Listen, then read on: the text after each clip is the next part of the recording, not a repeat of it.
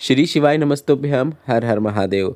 जिन लोगों ने 8 मार्च को गुरुजी पंडित प्रदीप मिश्रा जी के बताए उपाय नहीं कर पाए हैं, जो कि सिर्फ और सिर्फ महाशिवरात्रि की विशेष तिथि में किया जाता है, विशेष अवसर पर किया जाता है, तो ऐसे लोगों को निराश होने की आवश्यकता नहीं है। आपके पास एक और मौका है आज, मतलब 9 मार्च को, जिसमें महाशिवरात्रि के दिन किए जाने वाले उपायों को आप कर सकते हैं, क्योंकि महाशिवरात्रि की तिथि अभी पूर्ण नहीं हुई है। महाशिवरात्रि की तिथि 9 मार्च को शाम के 6:17 में पूर्ण होने वाली है। तो आप महाशिवरात्रि के कुछ उपाय ऐसे हैं जिन्हें आप आज, मतलब 9 मार्च को शाम को 6:17 के पहले करके अधिक से अधिक लाभ प्राप्त कर सकते हैं।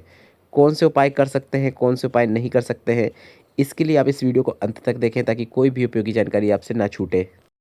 सबसे पहले हम आपको बताते हैं आप कौन कौन से उपाय नहीं कर सकते। तो जो रात्रि के समय किए जाने वाले उपाय हैं, उन उपायों को आप नहीं कर पाएंगे, जैसे कि 7 धतूरा वाला उपाय, या फिर रात्रि को शहद अर्पित करने वाला उपाय, या फिर रात्रि को सरसों के तेल अर्पित करने वाला उपाय। यह उपाय सिर्फ और सिर्फ रात्रि में किए जाते हैं, तो यह करने का मौका आपके हाथ से निकल चुका है। अब कौन कौन से उपाय आप कर सकते हैं वह समझ लीजिए, क्योंकि अभी भी आप लगभग 5 से 7 उपाय हैं जिन्हें आप कर सकते हैं और अधिक से अधिक लाभ प्राप्त कर सकते हैं। सबसे पहले बेर वाले कुछ उपाय हैं जिन्हें आप इस विशेष तिथि में करके अधिक से अधिक लाभ प्राप्त कर सकते हैं। इन उपायों को आप बेर वाले शाम के 6:17 के पहले अवश्य कर लीजिएगा। एक उपाय दोपहर के 12 बजे करने वाला है, जिसमें 7 बेर लेनी होती है और 7 बेर को रोगी व्यक्ति को अपने ऊपर से घुमाते हुए शिवलिंग के ऊपर अर्पित कर देना होता है, पर समय एक निर्धारित रहता है, दोपहर के 12 बजे। और इस उपाय के अंतर्गत कई लोगों का प्रश्न रहता है कि उस बेर को प्राप्त करके खाना भी है क्या? नहीं, इस उपाय के अंतर्गत 7 बेर को शिवलिंग के ऊपर अर्पित कर देना है और खाने की आवश्यकता नहीं है। अगर रोगी व्यक्ति स्वयं के लिए कर रहा है तो उसको ध्यान रखना है कि 7 बार अपने ऊपर से घुमाते हुए 7 बेर को शिवलिंग के ऊपर अर्पित करना है।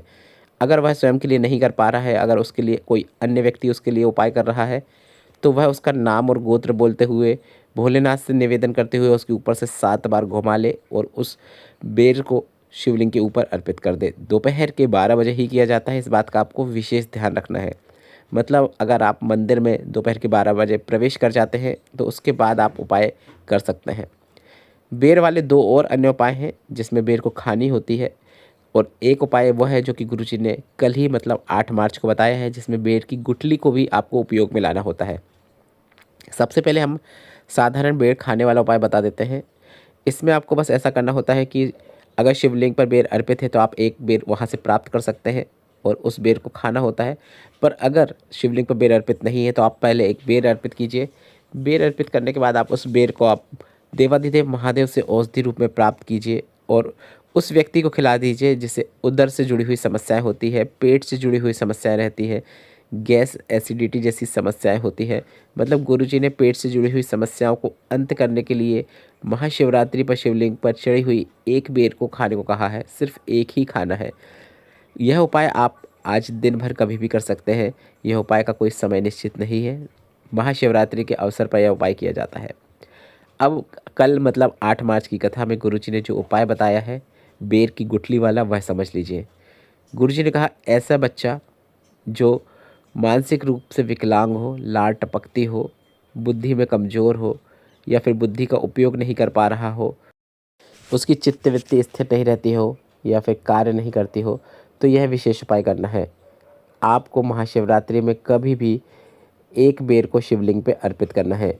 बेर को अर्पित करते समय आप चाहे तो श्री शिवाय नमस्तुभ्यम या नमः शिवाय या फिर ओम नमः शिवाय भी बोल सकते हैं।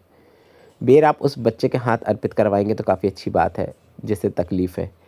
बेर अर्पित करने के बाद आपको उस बेर को प्राप्त कर लेना है और प्राप्त करने के बाद उस बेर को आप उस बच्चे को खिला सकते हैं। इसके बाद आपको इस बात का ध्यान रखना है, बेर खाने के बाद उस गुठली को आपको फेंकना नहीं है। उस गुठली को आपको प्राप्त कर लेना है और अगले दिन उस गुठली का आपको घिस के चंदन बना लेना है। आप उस दिन भी चंदन बना सकते हैं।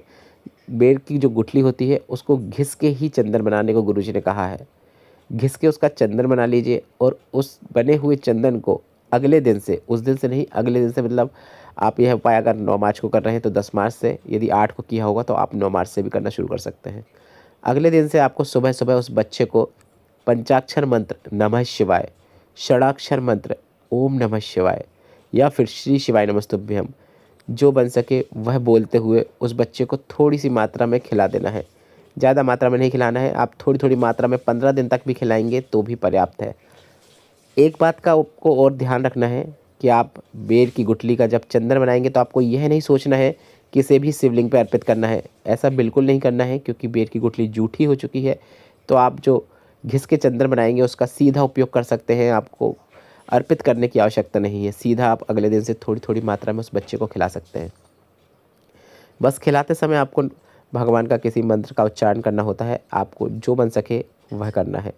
15 दिन तक करके देखिए। गुरुजी ने कहा 15 से 20 दिन में आप देखेंगे उस बच्चे का विवेक बुद्धि कार्य करना शुरू कर देती है। वो बच्चा धीरे धीरे ठीक होना शुरू हो जाता है।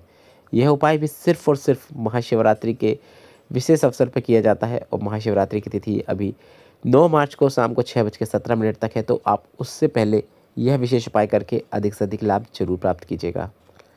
अब हम आपको वह उपाय बता दें जो कि गुरुजी ने शिवरात्रि में करने को कहा है, और कल मतलब 8 मार्च की ही कथा में गुरुजी ने बताया है।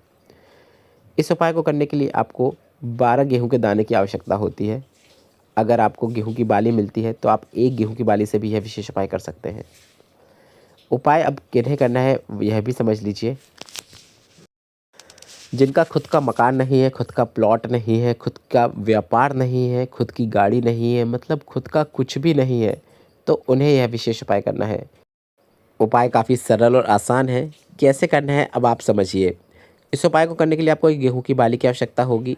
अगर गेहूं की बाली नहीं मिल पा रही है तो आपको 12 गेहूं के दानों की आवश्यकता होगी। अब आपको सबसे पहले एक गेहूं की बाली को शिवलिंग के ऊपर अर्पित कर देना है। अगर आप गेहूं के दाने अर्पित कर रहे हैं तो आपको गेहूं के दानों को शिवलिंग के ऊपर अर्पित कर देना है। सभी 12 गेहूं के दाने को शिवलिंग के ऊपर अर्पित कर दीजिए। अगर बाली अर्पित कर रहे हैं तो बाली अर्पित कर दीजिए। और बाली अर्पित करने के बाद आपको उस बाली में से 12 गेहूं के बाली निकाल लेना है, मतलब जो दाने होते हैं वह निकाल लेना है। इसके बाद आपको, अगर आपने गेहूं के दाने अर्पित किए हैं तो उस पूरे 12 दानों को उठा लेना है। शिवलिंग के ऊपर अर्पित किया था, आपको इस बात का ध्यान रखना है। और 12 दाने उठाने के बाद आपको माता अशोक सुंदरी के स्थान पर, क्योंकि यह आपकी पहली शिवरात्रि है, तो आपको माता अशोक सुंदरी के स्थान पर पहला गेहूं का दाना या बाली का दाना अर्पित कर देना है। अब बचे हुए 11 दानों को आपको आने वाली 11 मासिक शिवरात्रि जो कि प्रत्येक माह में आती है, हर मासिक शिवरात्रि में आपको एक एक दाना माता अशोक सुंदरी के स्थान पर अर्पित करते जाना है। इस प्रकार से आपको एक साल में यह उपाय पूर्ण करना है। मतलब महाशिवरात्रि से उस उपाय को करना शुरू करना होता है और आने वाली 11 मासिक शिवरात्रि तक यह उपाय करना होता है। हर एक मासिक शिवरात्रि में आपको एक दाना माता अशोक सुंदरी के स्थान पर अर्पित करना है। महाशिवरात्रि में भी आपको एक दाना माता अशोक सुंदरी के स्थान पर अर्पित करना है।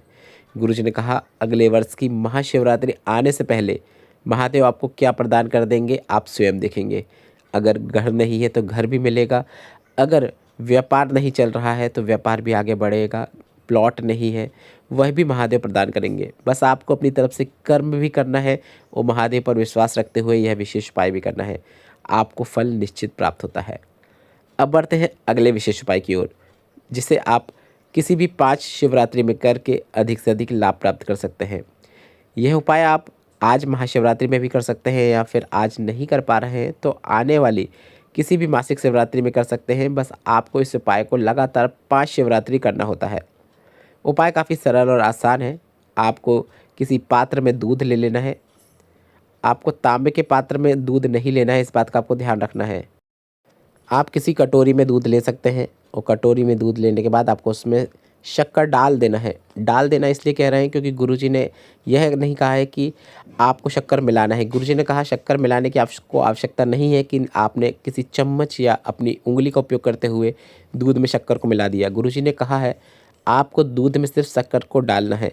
इसके बाद आपको शिवालय पहुँच जाना है और शिवालय पहुँचने के बाद आपको सबसे पहले एक बेलपत्र को शिवलिंग के ऊपर श्री शिवाय नमस्तुभ्यम या नमः शिवाय या फिर ओम नमः शिवाय बोलते हुए अर्पित करना है। इस प्रकार से बेलपत्र अर्पित करें कि बेलपत्र की डंडी जलाधारी की ओर होना चाहिए।